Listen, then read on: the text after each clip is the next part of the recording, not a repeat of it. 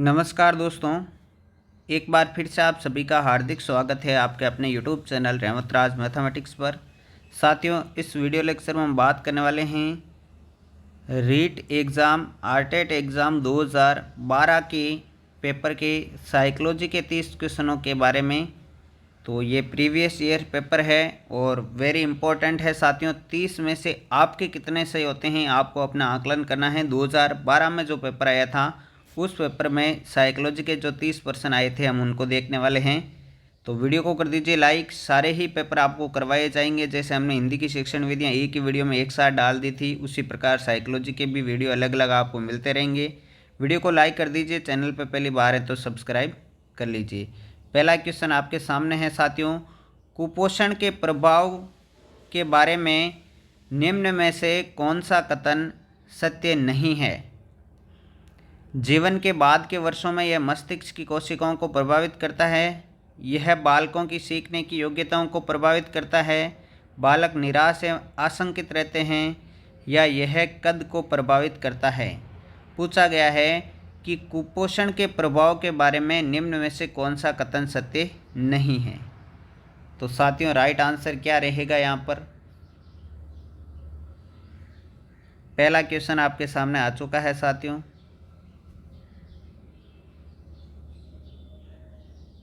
Right answer रहेगा जीवन के बाद के वर्षों में।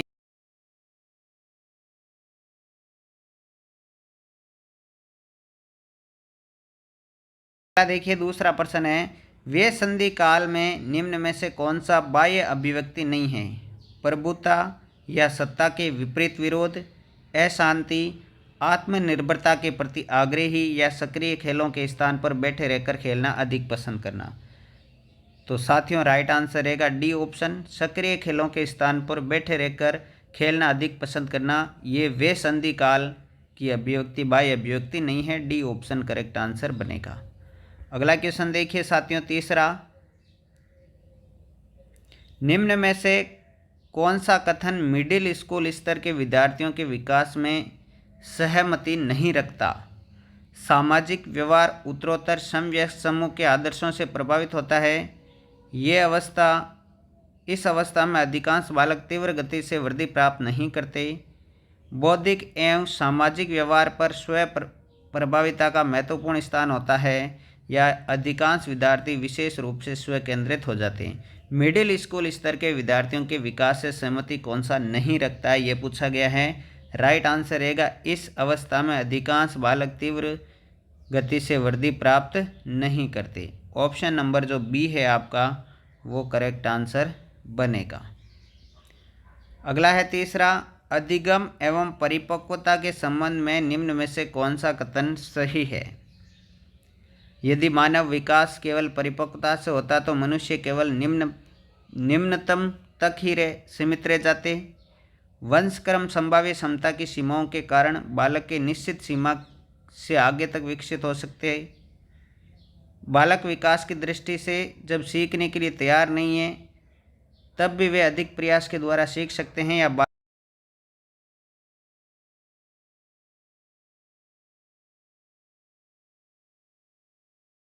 कथन सही है अधिगम और परिपक्वता के संबंध में, ये पूछा गया चौथे में।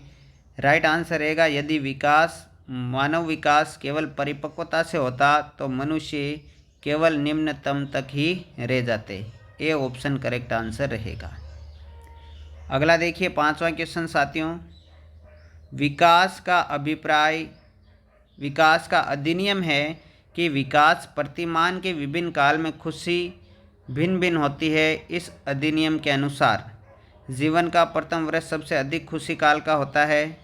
वे संधि काल एवं जीवन का प्रथम वर्ष भी सबसे अधिक खुशी काल का होता है। वे संधि काल जीवन का सबसे अधिक दुखी काल होता है या जीवन का प्रथम वर्ष सबसे अधिक खुशी एवं वे संधि काल सबसे अधिक दुखी काल होता है। तो साथियों, राइट आंसर क्या रहेगा प्रश्न नंबर 5 का, डी ऑप्शन, जीवन का प्रथम वर्ष सबसे अधिक खुशी काल का एवं वे संधि काल है वो सबसे दुखी काल होता है। छठा क्वेश्चन देखिए, निम्न में से कौन सा बालकों के अधिगम एवं विकास में सबसे अधिक योगदान देता है। परिवार, समवयस्क समूह और टेलीविज़न, परिवार, समवयस्क समूह और अध्यापक, परिवार, खेलकूद एवं कंप्यूटर या परिवार, खेल एवं पर्यटन। तो साथियों प्रश्न नंबर 6 का राइट आंसर रहेगा ऑप्शन नंबर बी, परिवार, समव्यक समूह और अध्यापक। ठीक है साथियों, 7वां क्वेश्चन देखिए। एक अध्यापक निम्न में से किस कथन से सहमत होना चाहिए? 7 नंबर आपके सामने है। आंतरिक अभिप्रेरणा तब होती है जब अधिगमकर्ता बाह्य संतोषजनक परिणाम का अनुभव करने के लिए कार्य करते हैं। बाह्य अभिप्रेरणा तब होती है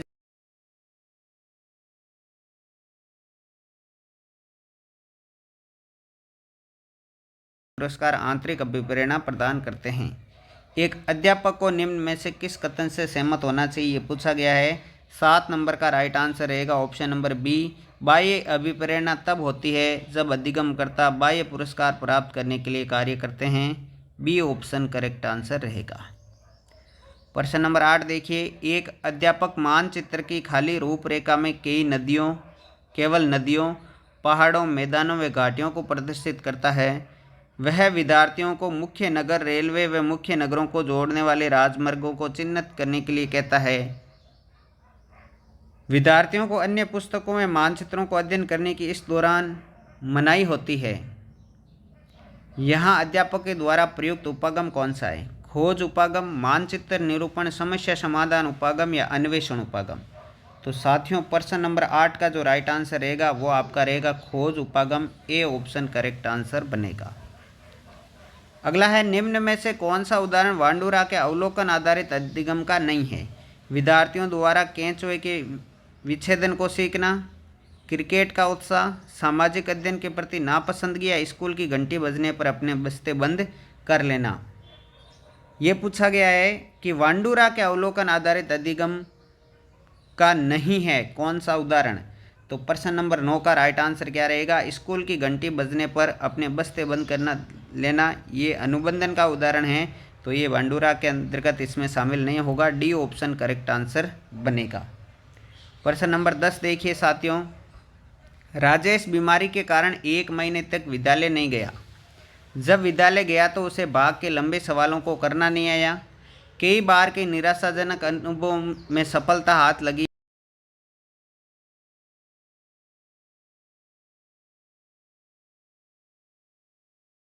है।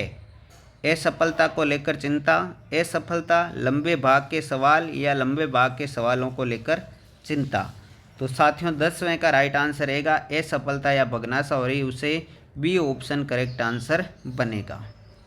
11वां है, बालक के व्यक्तित्व को किस प्रकार का अधिगम अधिक प्रभावित करता है? प्रयत्न एवं त्रुटि, अनुकरण अधिगम, अंतर्दृष्टि या अनुदेशनात्मक। तो प्रश्न नंबर 11 का राइट आंसर रहेगा अनुकरण अधिगम सबसे अधिक प्रभावित करता है। बी ऑप्शन करेक्ट आंसर बनेगा। प्रश्न नंबर 12 है, व्यक्तिगत विभिन्नताओं से संबंधित निम्न में से कौन सा कथन सही है? यदि विद्यार्थियों का बुद्धि स्तर समान है तब भी उपलब्धि में विभिन्नता हो सकती है। सभी बालकों में कुछ भी समानता नहीं होती। व्यक्तिगत विभिन्नताओं के वक्र खींच कर दिखाने पर एक दिशा की ओर झुक जाता है। या व्यक्तिगत विभिन्नताएं वंशक्रम के कारण होती है। तो साथियों राइट आंसर क्या रहेगा? प्रश्न नंबर 12 का जो राइट आंसर रहेगा वह रहेगा यदि विद्यार्थियों का बुद्धि स्तर समान है तब भी उपलब्धि में विभिन्नता हो सकती है। ए ऑप्शन करेक्ट आंसर बनेगा। प्रश्न नंबर 13 देखिए। एक आपको डायग्राम दिया गया है। जो ये डायग्राम दिया गया है आपके सामने, ये किसका उदाहरण है? रेखा चित्र का, मॉडल का, प्रत्यय मानचित्र का या बिंदु रेखीय चित्र का? ये पूछा गया आपसे प्रश्न नंबर 13 में। प्रश्न नंबर 13 देख लीजिए। ये पूछा गया है कि ये किसका उदाहरण है? तो साथियों ये प्रत्यय मानचित्र का उदाहरण है। प्रत्यय मानचित्र राइट आंसर रहेगा ऑप्शन नंबर सी। ठीक है, आगे देखिए प्रश्न नंबर 14।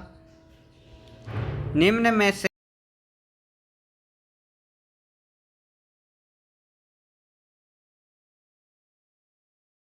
खेल तकनीक, शब्द साचर्य परीक्षण, चित्र साचर्य परीक्षण या व्यक्तिगत अध्ययन। तो साथियों प्रश्न नंबर 14 का राइट आंसर रहेगा जो व्यक्तिगत अध्ययन है ये प्रक्षेपण तकनीक के अंतर्गत नहीं आएगा। डी ऑप्शन करेक्ट आंसर रहेगा। प्रश्न नंबर 15 कह रहा है प्रजातिगत व्यक्तिगत विभिन्नताओं को समझने में निम्न में से क्या मददगार साबित नहीं होता? मूल्य व्यवस्था, शाब्दिक एवं अशाब्दिक संप्रेषण, अधिगम की प्रक्रियाएं एवं विभिन्न व्यवस्थाएं या बुद्धि। तो साथियों 15 नंबर का राइट आंसर रहेगा बुद्धि, ऑप्शन नंबर डी। अगला देखिए 16 नंबर क्वेश्चन,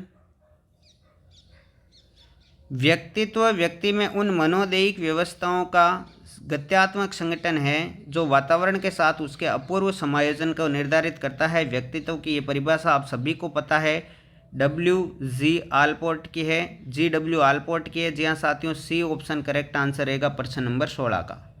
17वां क्वेश्चन देखिए, प्राय बालकों की बुद्धि का मापन किया जाता है अवाचिक समूह बुद्धि परीक्षणों के द्वारा, वाचिक समूह बुद्धि परीक्षणों द्वारा, अवाचिक व्यक्तिगत बुद्धि परीक्षणों द्वारा या वाचिक व्यक्तिगत बुद्धि परीक्षणों द्वारा।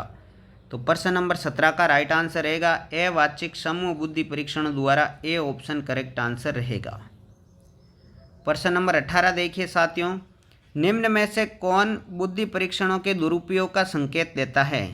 उन्नति के लिए मापन में सहायक, बुद्धि लब्धि का लेबल बालकों पर लगाकर अध्यापक अपनी अकुशलता को छिपाते हैं, बालकों को वर्गीकृत करने में या अधिगम प्रक्रिया को बेहतर बनाने में।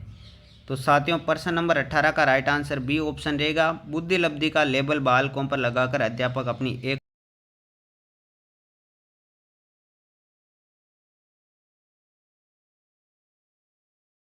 निम्न में से कौन सी पिछड़े हुए बालकों की विशेषता नहीं है? अपनी प्रकृति प्रदत्त योग्यताओं से कम स्तर की शैक्षिक उपलब्धि का प्रदर्शन करते हैं, सामान्य विद्यालयी कार्य के साथ वे गति नहीं रख पाते, अपनी आयु के बालकों से काफ़ी पिछड़ जाते हैं या कम बुद्धि रखते हैं। तो साथियों प्रश्न नंबर 19 का राइट आंसर रहेगा कम बुद्धि रखते हैं, option number D correct answer रहेगा। प्रश्न नंबर 19 का डी ऑप्शन करेक्ट आंसर रहेगा। 20वां है, निम्न में से कौन सा तरीका प्रत्येक समायोजन का है? प्रक्षेपण, दमन, प्रतिगमन या लक्ष्यों का प्रतिस्थापन। तो लक्ष्यों का प्रतिस्थापन ये प्रत्येक समायोजन का तरीका है। बिल्कुल बोर्ड के आंसर की के द्वारा ही आपको यह आंसर बताए जा रहे हैं, डी ऑप्शन करेक्ट आंसर रहेगा। अगला प्रश्न देखिए 21 नंबर, पृथक कक्षाओं एवं संवर्धन कार्यक्रम का प्रयोग किस शिक्षा के लिए किया जाता है? प्रतिभाशाली बालकों के लिए, निम्न शैक्षिक उपलब्धि बालकों के लिए, प्रतिभाशाली एवं निम्न शैक्षिक उपलब्धि बालकों के लिए, इनमें से कोई नहीं। तो पृथक कक्षाओं एवं संवर्धन कार्यक्रमों का प्रयोग जो है प्रतिभाशाली बालकों के लिए किया जाता है। 21वें में ए ऑप्शन करेक्ट आंसर रहेगा। प्रश्न नंबर 22 देखिए, आपको मिलान करना है। एक तरफ आपको रक्षात्मक युक्तियां दे रखी है, दूसरी तरफ आपको उनसे संबंधित उदाहरण दे रखे हैं। राइट आंसर क्या रहेगा अब आप कमेंट बॉक्स में कमेंट करें। प्रश्न नंबर 22 का राइट आंसर क्या रहेगा साथियों? Option number C correct answer रहेगा। ठीक है, सी करेक्ट आंसर रहेगा आपका। एल में दूसरा आएगा कि मनय तरंग को एक रक्षा तंत्र के रूप में वर्गीकृत कर लेना पलायन कहलाता है। रक्षा तंत्र व्यक्ति का बचाव करती है चिंता से, और उदात्तीकरण को रक्षात्मक तंत्र के रूप में वर्गीकृत किया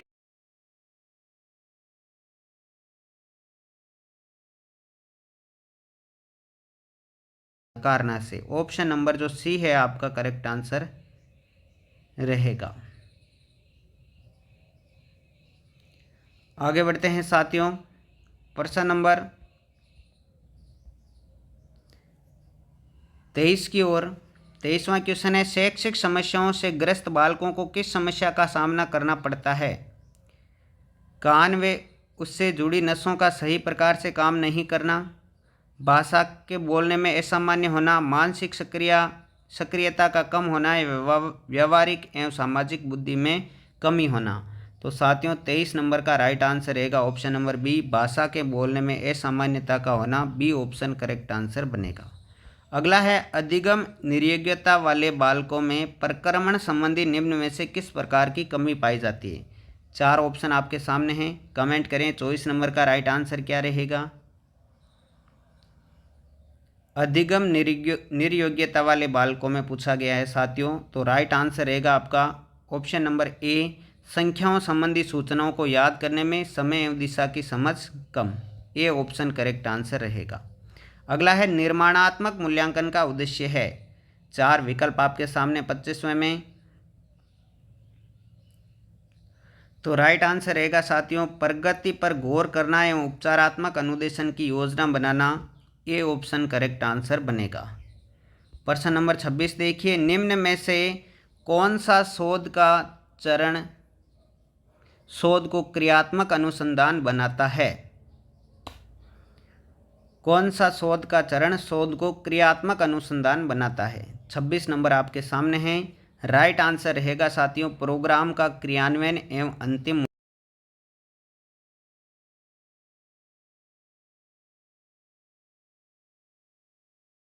समस्या क्रियात्मक अनुसंधान के लिए उपयुक्त नहीं है। कौन सी समस्या को क्रियात्मक अनुसंधान द्वारा नहीं सुलझाया जा सकता, ये पूछा गया 27 नंबर में। तो 4 विकल्प आपके सामने हैं। राइट आंसर रहेगा परंपरागत विधि के ऊपर कंप्यूटर सहायित अनुदेशन का प्रभाव, ऑप्शन नंबर सी। अगला देखिए 28वां, बालकों का मुफ्त एवं अनिवार्य शिक्षा अधिकार अधिनियम 2009 में निम्न में से किस पर ध्यान नहीं दिया गया है? तो साथियों किस पर ध्यान नहीं दिया गया है? 4 विकल्प है। 14 वर्ष के पश्चात की शिक्षा पर ध्यान नहीं दिया गया है। डी ऑप्शन करेक्ट आंसर रहेगा आपका प्रश्न नंबर 28 में। 29वां क्वेश्चन देखिए, राष्ट्रीय पाठ्यचर्या 2005 में भारत की धार्मिक एवं सांस्कृतिक विविधता को मनाना, स्त्रियों के प्रति सम्मान एवं जिम्मेदारी का दृष्टिकोण को बढ़ाने के प्रोग्राम का आयोजन एवं वृत्त चित्र एवं तथा फिल्मों को एकत्र करना और दिखाना जिनके माध्यम से न्याय एवं शांति में वृद्धि हो को सुझाया गया है, ताकि क्या हो सके साथियों? 4 विकल्प है। ताकि शांति शिक्षा को बढ़ावा दिया जा सके, शांति की शिक्षा दी जा सके। ए ऑप्शन करेक्ट आंसर रहेगा। अंतिम प्रश्न जो आया था वो देख लीजिए आप, मिलान करना है आपको। 4 विकल्प इस तरफ है सूची ए में और 4 उधर है, आपको मिलान करना है साथियों। प्रश्न नंबर 30 का जो राइट आंसर रहेगा वो रहेगा आपका ऑप्शन नंबर ए। पहले में एक आएगा, यानी बीज अंकुरित होने का अनुभव प्रदान करना, तो अवलोकन करना होगा। उसके बाद भूमिका निर्वाह या रोल प्ले पूछा गया है, तो रोल प्ले में भाग लेना पड़ेगा। परिवार में लैंगिक विभेदीकरण की क्रियाओं का अभ्यास, वार्तालाप, प्रश्न पूछना होगा। दुग्धशाला में विभिन्न दूध के उत्पादों की प्रक्रिया बनाना,